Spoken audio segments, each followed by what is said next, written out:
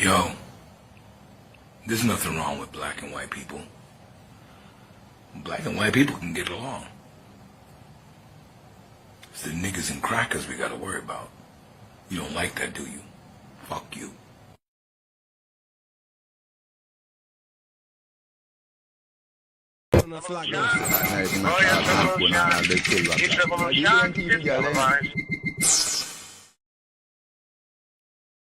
What it do, man? Been a long time since I got like in depth with some stuff. But you know what? Before I say something or anything like that, I just want you to watch this, man, and then we'll get into it. Bring forth a friend who has, he is deceptive in that his social style is of such. One can miss his seriousness, and his commitment for their success is beyond argument. When we opened this Wall Street project and we talked about it, he gave us space at 40 Wall Street, which was to make a statement about our having a presence there. Beyond that, in terms of reaching out and being inclusive, he's done that too. And created for many people a comfort zone when I ran for the presidency in 84 and 88. Just. And many others thought it was either laughable or something to avoid. He came to our business meeting here in New York because he has this sense of the curious and a will to risk to make things better. And so aside from all of his style and his pizzazz, he's a serious person who's an effective builder of building for the builder of people. Last year he was a part of our workshop, of our panel workshop on what are the challenges and opportunities. And so a year later, Donald Trump, for a few minutes, challenges and opportunities to embrace the underserved communities. Donald Trump. All the credits we give money to HBCUs. Well, it is an honor to be here, and I was with Jesse last year, and we had a lot of fun, and it was a little different. Jesse started off by saying, most of the wealth in this country is in the hands of a few. And I thought to myself, is that a bad thing? What's wrong with that, Jesse? But he did have an expression last year, and I was just telling Roger, he had an expression last year, the wall on wall must fall. And you haven't used it today, and I'm very disappointed in this, Jesse, because I thought it was a great expression. And I heard the expression about 14 times, and then he came to me at the end of the session, and he said, listen, I want some office space in your building on Wall Street, because the wall on wall will fall. And I said, it's okay, Jesse, I'll make a good deal with you. I'll get you some space. You'll pay about $40 a foot. And he said, no, I don't want to pay 40. I said, how about 30? No. It was the cheapest deal I ever made in the history of 40 Wall Street. Is that right? He got it for nothing. He was a very tough negotiator. We know that, right? Nah, he's a terrific guy. We love him, and I'm here for him. And the snow came, and I said, gee, nobody's going to show up, and look at this place, it's packed. Well, I'll just say a few words. I mean, Wall Street and New York City and this whole region is doing unbelievably well. I'm building a job on the West Side, which is the largest job ever approved by the New York City Planning Commission. You see it going up along the West Side Highway. It's almost 10 million square feet. It's 18 buildings, and it's really going to be something. I will tell you, a large percentage of the people, and especially in construction, that are building these great jobs are black and minorities, and I'm very proud of it. We have close to 25%, and I think the number's going up, and they do a great job. There are no better builders than we have in New York, and a big percentage of that is black and minority folks. So I just want to thank everybody in the room for being here. I look forward to some questions. And then I don't know how we're ever going to leave this building today, because if you look outside, it is terrible. But we'll figure a way. There's always a way. And thank you, Jesse, and congratulations. You want to know something crazy?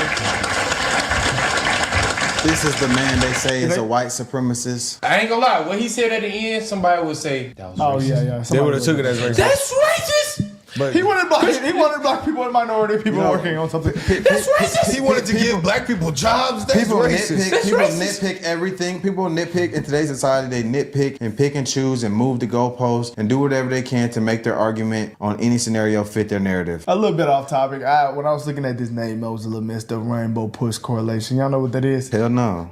I think it's the name of Jesse's civil rights organization. I was like, why would he name it Rainbow Push Correlation? He probably had a little sugar in his tank. I don't think that was a thing back then. What? This was 1989. What wasn't the thing? They was talking about getting this land. I didn't know. I seen the video in the 1960 in New York. They was trying to get. Did they have rainbows was a though? shadow senator. I didn't know they had a shadow senator. Jesse was a shadow senator in Chicago. Well, Jesse got some credentials, What man. does shadow mean? I didn't know Jesse was involved in a lot, but I see a lot of people say, "Oh, that's Al Sharpton." Yeah, at first I thought Jesse was Michael little brother at first. I did too. Actually, bro, that's actually smart as hell. So Trump had this big ass building, and he was renting out to people on Wall Street, and he was going up. Well, That's you got to rent office space, so that Yeah. makes sense. If he And he owns let the him get it building, for he's the just low. leasing out office space to free. people. So he let somebody, he let a said black he had it for free. businessman. It wasn't for free. He let a black businessman give him a great deal on something to help his business, a space. Then in the process of that, he gave all these people jobs, and nobody called Trump racist until he ran for president. And one side pushed that narrative to hurt his vote. Yeah, they said, yo, this is going a little too far. He might change the world. And you ask me, I think not the world, he but the needs to. United States, he's changing a lot of stuff. He I trying to can't put money in people's pockets. I don't see what's the problem in that. Joe hit the last Hail Mary with canceling them loans the other yesterday. Who? Oh, wow. Yeah, that was actually insane. I seen Joe. that. Joe did cancel a lot of people. He said, "Oh, maybe this will get him." Yeah, he did know. He actually, so what he did was he canceled the loans of like 155,000 people. It was like a couple $1 trillion, and then everybody who's enrolled in his SAVE Act, but I believe was eligible. But I believe the ones who were eligible for the last one he just did, I think you had to have borrowed less than $15,000. So I don't know. I don't think that was a bad deal. Definitely wasn't. I mean, a lot of people. No, we're not a lot saying of it's a people- bad deal. A lot of people are finding ways to complain, but you guys got to realize we're sending billions of dollars to Israel, Ukraine, and illegals. So why are we bitching and complaining about No, I think he just did doing it to something help that his vote. benefits the American people? Oh, for sure. But the one thing I will say that Joe we can't Biden, have that help people. I don't want nobody to vote for that man. If you vote off, I don't think that's gonna That- save. I don't think that's gonna save him. But He gave me money, so I'm on. The one thing that I think he did do good on was his SAVE Act. I think that's one thing I do agree with him on. That's not a what bad was plan. that about? So basically what that is if if you have crazy student loan payment, it's normally supposed to be paid back. The quickest way they do those loan services is they try to make it pay back over 10 years. So a lot of people have a crippling payment. So they're paying like $400 a month. So what he did was the SAVE Act stretches your payment from that 10-year period to a 20-year period. So people went from paying like $200-$300 to paying like $40, $50, $60, $70 a month. Yeah, but they're going to still make their payment, though. No, you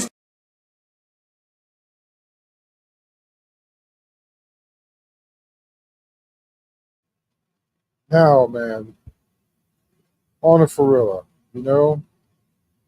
people keep on saying that Trump is racist and all that stuff like that. And I'm going to tell you what, I'm going to be honest with you, right?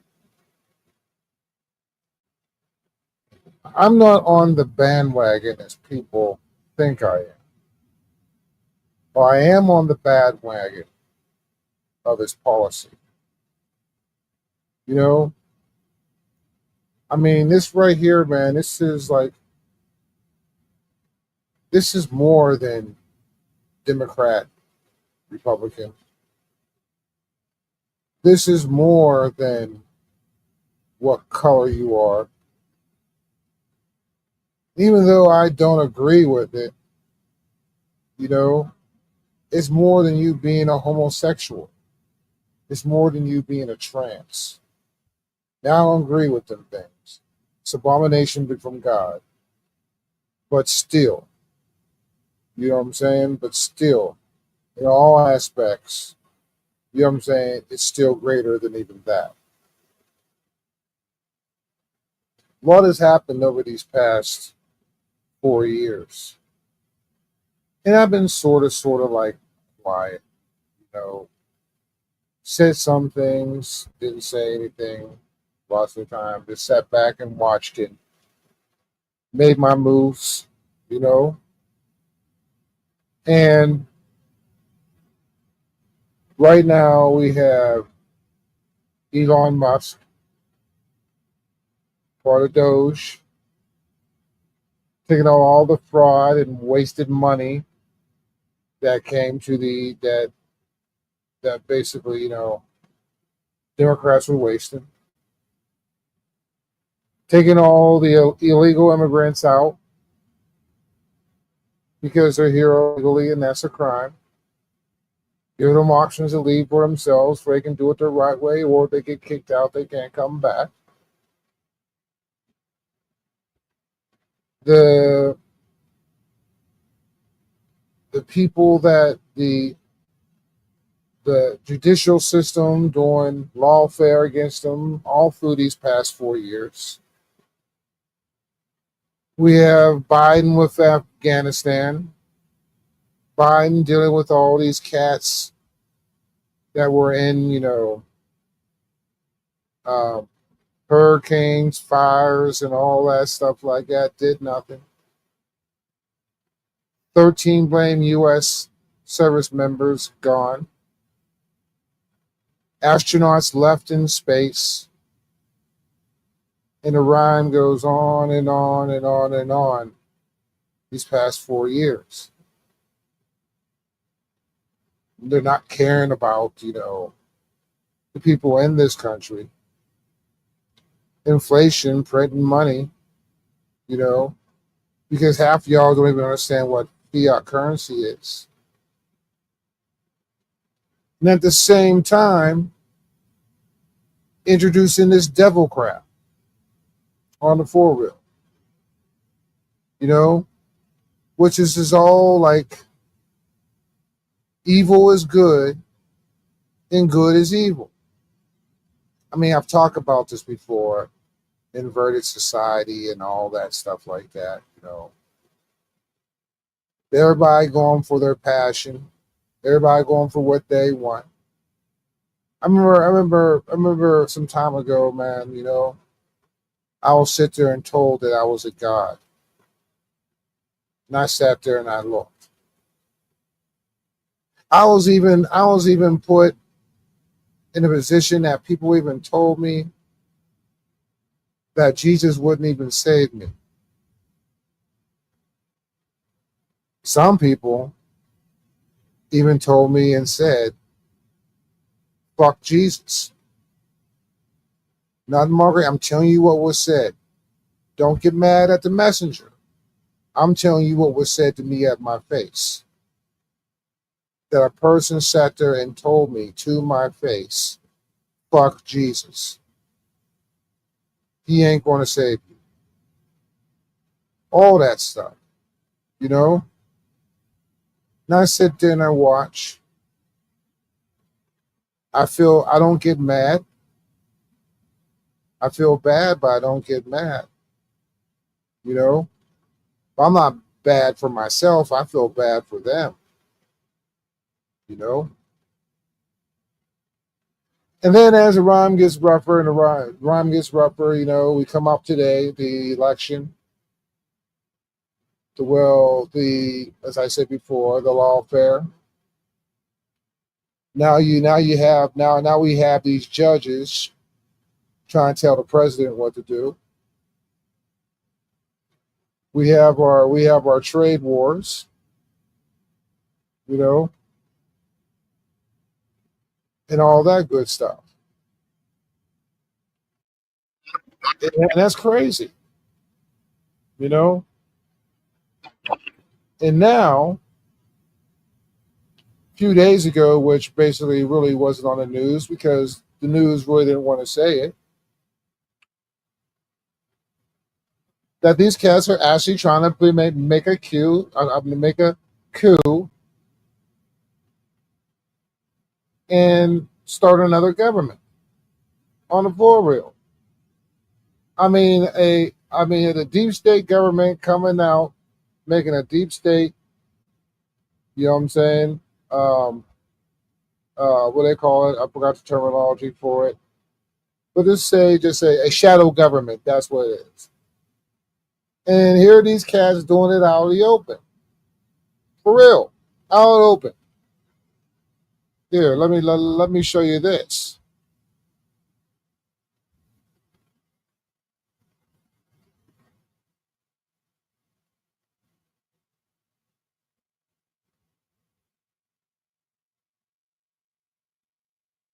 Remember, this right here was a few days ago. All right? And this is what they are doing. At the Department of Justice told a federal court that he would implore his department to seek to return a man wrongfully deported to a maximum security prison in El Salvador, a man who had been deported in violation of a judge's order. And the department's response to this gross miscarriage of justice was not to accept responsibility or to take urgent action to correct the problem and seek the man's return.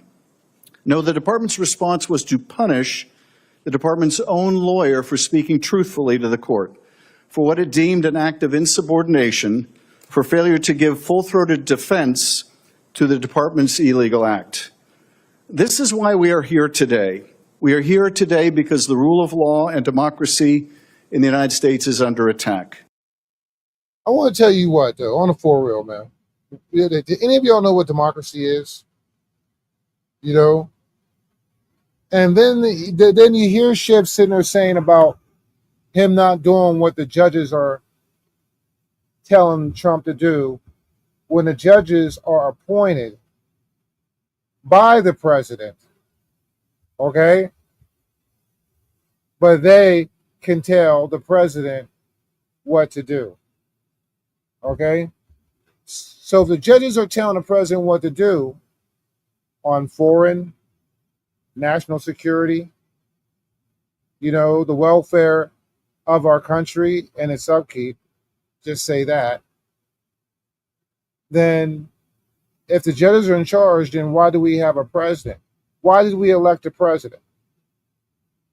But the press and all that are trying to tell you, the people, that the judges are over the president of the United States, which the president is the one that appoints these federal judges. Does that make sense to y'all? Let's continue. Not by a foreign adversary or some distant threat. The rule of law is being attacked and subverted from within, from an administration intoxicated by its own power and enabled by a supine Congress.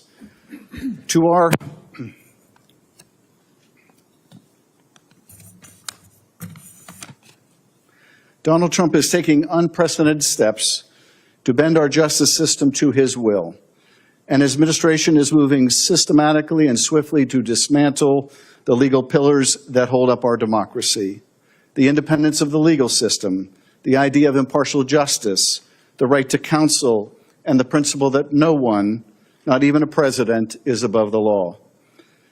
If Donald Trump and his personal criminal defense lawyers, now running the Justice Department, succeed, the consequences will be profound. The impact will be felt by Americans from all walks of life and by future generations. This is why Ranking Member Raskin and I have taken the extraordinary step of convening this unprecedented hearing.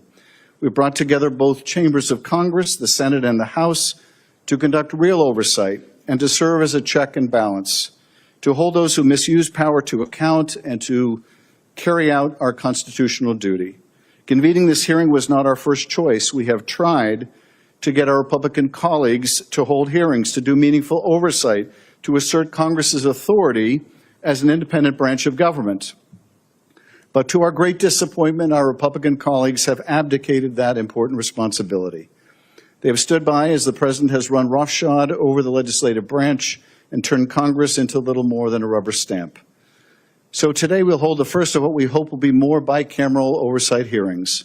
We will do the investigative work that our colleagues across the aisle refuse to do. We will expose the illegality, abuse, and corruption of this administration and within the Department of Justice. We will have brave witnesses speak to what's actually happening behind closed doors, how the Trump administration continues to try to intimidate them from speaking out, and why it matters to Americans across the country. The Trump administration is following a well-worn playbook. History serves as a guide and as a warning. In the 1930s, a Jewish lawyer in Berlin tracked in meticulous detail how Germany gradually became what he called a dual state.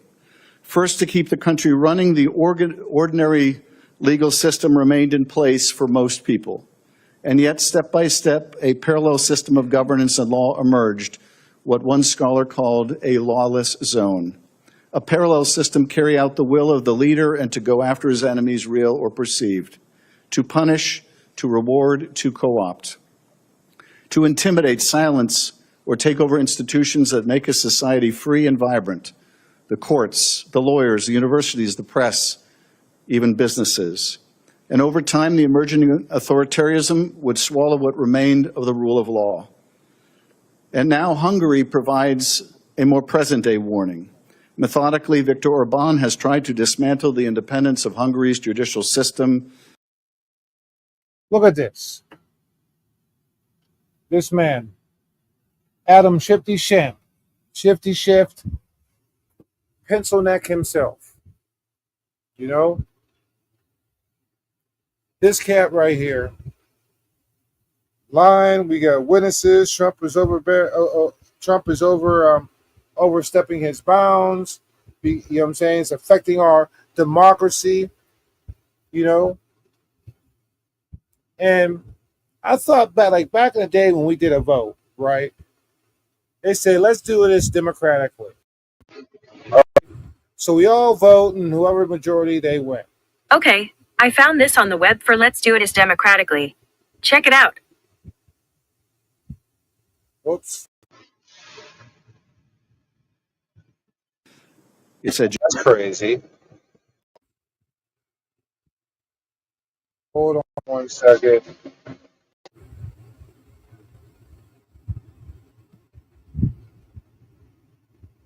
All right. I'm sorry. That was my computer thingamajigger on my Mac. But still, we gotta get it together, man. We really, really do. I mean, these people in generalization, man, are crazy. Okay? It's okay to murder, rape, pillage, you know what I'm saying? Do pedophilia for children and all this stuff like that, you know? All these TV shows dealing with blame the devil, you know, and all that stuff. I mean, half that stuff I don't even watch anymore. I mean, I don't know. I don't even really watch anything. I mean, the only thing I do watch, you know what I'm saying, and stuff like that is Marvel superheroes and stuff like that. You know what I'm saying? And Star Wars and the news. You know, I mean, basically, that's it, you know? Or as I sit there and I just put a video game. And then when it comes right down to it, half these video games, they got at least a gay agenda on it or something like that, you know? And I got to sit there and really watch what video games. I don't even play my horror games like I used to anymore. Because I don't even watch horror movies. Even though, I mean, I used to love them and all that stuff like that. But you know what? I just don't want to sit there and put them tight spirits inside my house. You know? On the four-wheel. You know? I mean, this is some serious, you know, spiritual warfare that's happening.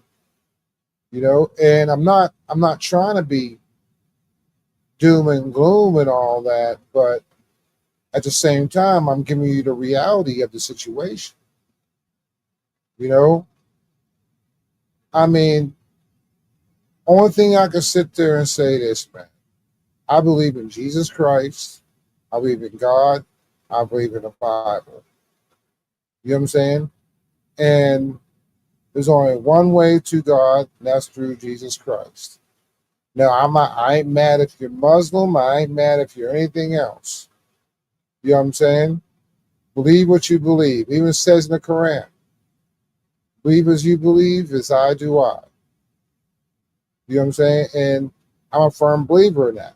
But at the same time, in all essence, Christianity, Judaism, Islam, we more or less have the same values, just where our beliefs lies are different. But I have no hate. I hope y'all come to Jesus like you probably hope me to come to Muhammad or whatever, or the Jews come to God. You know, but I'm going to believe what I believe. I'm going to say what I'm going to say. And the threat of democracy is what they keep on saying, is also deals with speaking your mind in what you believe in, but not trying to harm anybody else. So, far as I'm concerned, the Democratic Party and the Ronald Republicans are the threat to our democracy. Period. You know, no ifs, ands, buts about it. Because I don't see anybody that's, I'm just going to say, a constitutional fundamentalist. That's what I am. You know what I'm saying? If I really, really look at it, a constitutional fundamentalist. You know what I'm saying? I'm mostly conservative, but I'm liberal and progressive in some ways. Very minutely, though, within reason. You know? And so, oh my, you go liberal and all that stuff like that. No, dude, you know what? I go, then you as a person and want to get all triggered because of that, as a conservative, as a Republican, or anything like that, you know what? You're just as bad as to blame liberals then. Because I do believe that there is extreme right wing, as well as they have extreme left wing. You know? I ain't either. Because on each side, man, the further you go on each side, morals and ethics and integrity gets more twisted. You know? I mean, and this is like trickling down to even our kids. They don't know civics. You know what I'm saying? Don't even know the Constitution. I mean, shoot, even with the Constitution, I mean, like you go and ask, I got a mission for you. Go and ask people, what's the first commandment? And I bet you people don't know what it is. They'll say, thou shalt not kill, thou shalt not steal. Guaranteed. So if they don't know the 10 Commandments, what makes you think they know they actually know the Constitution? When I was in school, we learned the Constitution in 9th grade. It was called civics class, which they don't even have in school anymore. Economics, that's where I learned what the stock market. I told you I'm messing with it right now. Actually, you know, not too bad so far. You know, did a little bit more investing and all that stuff like that. Because as I said before, you know what I'm saying? I'm not saying it is, I'm not saying it isn't. But what I can see is they say that, you know, that we'll have our Social Security. All right? You know what? I got another 15 years before I get Social Security. And I'll be honest with you, I don't know if it's going to be there. So that's why I'm trying to get my money moving now. You know? If I don't make it in 15 years, oh well, c'est la vie. Y'all have fun. I'm out. You know what I'm saying? Don't cry for me. You know, I'm fine. But at the same time, the immorality of kids and everything turning racial, like that Metcalf kid, the black kid that stabbed that white kid inside the blame heart just because the white kid told him to move and he wasn't supposed to sit there anyways because it wasn't where his team was supposed to be sitting. But then I'm sitting there watching all these dumbass black folks sitting there saying that that they're trying to justify him killing that white kid. I says, look, you know what, man? As the father said, and as the white family said, the white father sat there and said, you know, don't make this racial. It's the act. It's the act. Okay? Some parents are in delusion that their kids don't do no wrong and all that stuff like that. I get that, but that still doesn't erase the wrong. One of it was a Chinese kid and a white kid. Do you really think it was on the news? Or one of it was with 2 white kids. Do you really think that was going to be on? That's going to be on the news? You know, I mean, they're feeding you all this blame bullshit, making us divide, and y'all and y'all niggas in context niggas. You know what I'm saying? Just go ahead and drink the fucking Kool-Aid on the for real. Because me as a black man, and I don't care who it is, friend, family, or foe. And there's some situations that even with my own blood, I have to put into consideration on what happened. But murder is murder. All right. Now I'm a firm believer. If you murder somebody, 1st-degree murder, that type thing, you deserve the death penalty. Period. I don't care if you're black. I don't care if you're white. I don't care if you're yellow. I don't care if you're tan. I don't care. I don't care if you're black. I don't care what color you are. You are not supposed to murder another human being, especially on that BS. There was no reason for that kid to stab that other kid. No reason. You know? And I stand on that. You know? You can call me any name on the book, but you know what? That white family had the decency and say, don't make this racial. And then on the press, y'all did it anyways. The press did it anyways. Black folks did it anyways. You know? It's nuts, dude, man. It's nuts. You have all these other races sitting there sticking together, and meanwhile, black folks just sit there and compete with each other. But when it comes to killing a white man or killing somebody out of their own race, oh, now the black person is innocent. Now black folks stick together just why? Because of why? To kill for the black folks to kill more black folks? I don't know, because I see more black folks are dying in the streets than white folks by black folks. But nobody wants to sit there and talk about that shit. You know? They'll sit there and call you sellouts and all that stuff now. Because since y'all didn't read the books, y'all don't call motherfuckers Uncle Toms anymore. Because people like me sat here and told you didn't write the book. You didn't read the book. Coups, yada yada yada, being black first, Trump is racist, everybody's racist. You look there and look outside like being racist is the blame boogeyman. Racism is hiding under your bed. Racism is all around and we can't hide from it. It's everywhere. Negro, please. You know, stop it. I ain't gonna sit there and say that there are no people that are racist. There are some people that sit there that you think that's racist. Well, they say over there with that racism, and I'm over here then let them be racist over there. Don't bother me. I don't have to say. You don't have to say a word to me. I'm not offended, but people are too offended being blamed pussy, being bitches, and that's in all races, black, white, all bitches. I'm just calling it, man. I'm just calling it how I see it. You know? I sit there and I walk these streets in this Nevada heat and all that stuff like that, man. My mind in prayer. Watching. You know what I'm saying? Watching. Watching people want to be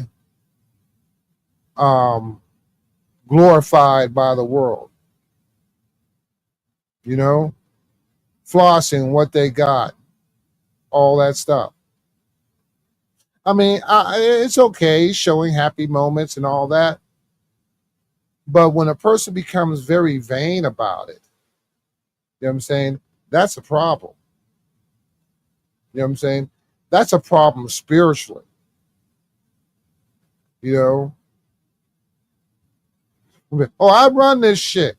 I run this shit. I'm the man. Yada, yada, yada. I'm the king of this. I'm the king of that.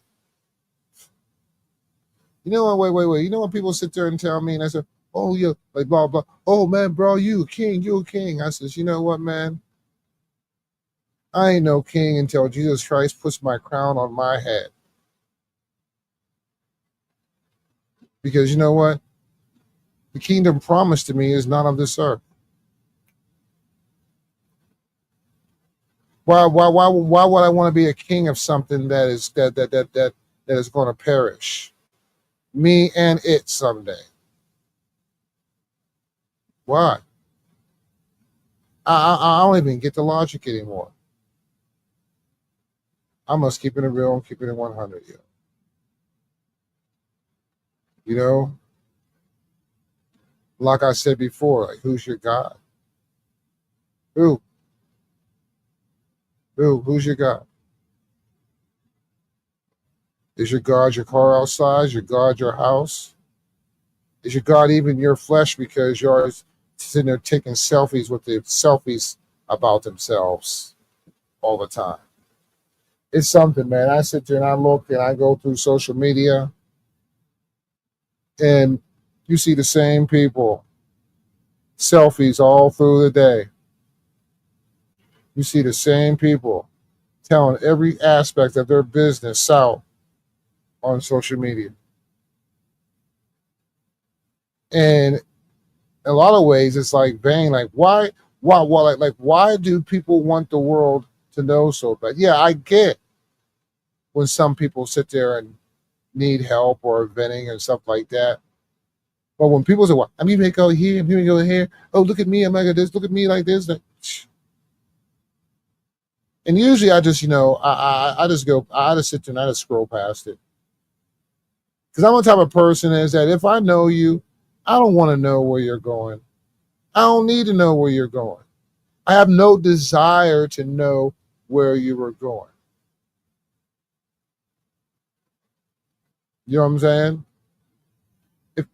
If you're having fun, we're all having fun. That's cool. That's cool. But if you want to put all this information out like that, then get yourself a blame journal. Or have your own camera and just make tapes like what Bell Kilmer did. You know? I mean, that's it. You know, I mean, it's Timothy 3 all over, man. You know? It drives me crazy. You know? I mean, it don't drive me crazy, but it irritates me. You know? Sad. And we have to wise up. We have to learn how to love each other. Because this ain't about Democrat, Republican, what religion, what color you are, yada, yada, yada. This is about good and evil. God and the devil. Which one do you pick? Because at the end of the day, no one's going to be atheist. That's facts. You know? I mean, as far as I'm concerned, what it all boils down to, for me, everything, all these attributes of things that I've actually talked about, that some of y'all probably really don't understand because it went everywhere. Of course it went everywhere because there's a lot of things because it all hits you at the same time. But you sit there and listen and all that stuff like that and come to the closing. Why do you hate what Trump is doing for this country? While y'all boo-hooing, I'm seeing there's a whole bunch of, possibilities. Bunch of openings, bunch of doors opening. Spiritually, financially, and that's it. Right now. The season. As I said before, man, we got to be like Joseph now. and we got to store up before the famine comes. But y'all be cool. All love. I'm out.